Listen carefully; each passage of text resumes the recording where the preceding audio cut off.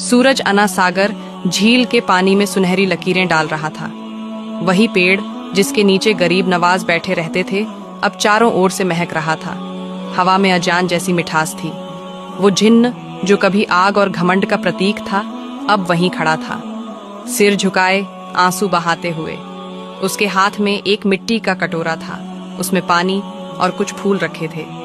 गरीब नवाज ने नर्म आवाज में कहा, अब तू अल्लाह का बंदा बन गया है। अब तेरा काम डर फैलाना नहीं, रहमत फैलाना है। जिन्न बोला, हुजूर, मैं अब किसी को डराऊंगा नहीं। मैं अब उन लोगों की मदद करूंगा जो मुसीबत में हैं, जो मुझसे डरते थे, अब उन्हें सुकून दूंगा। गरीब नवाज ने मुस्कुराकर कहा, असली बंदगी दूसरों के काम आना है। अब जा, इस शहर में रहमत बांट, ताकि लोग जाने कि अजमेर रहमत की धरती है, डर की नहीं। गांव के लोग ये देखकर दंग रह गए।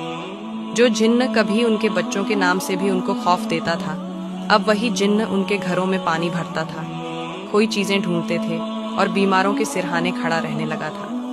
लोग कहते, गरीब नवाज की करामत ने पत्थर को नहीं, जिन्न को भी बदल दिया। धीरे धीरे लोग उस फकीर के नाम पर इकट्ठा होने लगे। अना सागर अब डर नहीं, दुआ की जगह बन गया था। एक रात वही जिन्न अना सागर के किनारे बैठा था। उसने देखा कुछ लोग पुराने बुतखाने के पास फिर से दिए जला रहे हैं। उसके अंदर की पुरानी आग हिलने लगी। उसने सोचा, क्या मैं जाकर रोकूं? फिर गरीब नवाज की आवाज याद आई, हर चीज का जवाब तलवार नहीं, दुआ से दो। वह उठा, आसमान की तरफ देखा और बोला, ऐ अल्लाह, इन्हें सच्चाई दिखा। और सुबह जब लोग उठे तो बुतखाना खाली था, दिए बुझ चुके थे और दीवार पर लिखा था, ला इलाहा इल्लल्लाह। कई दिन बाद जिन्न फिर गरीब नवाज के पास आया।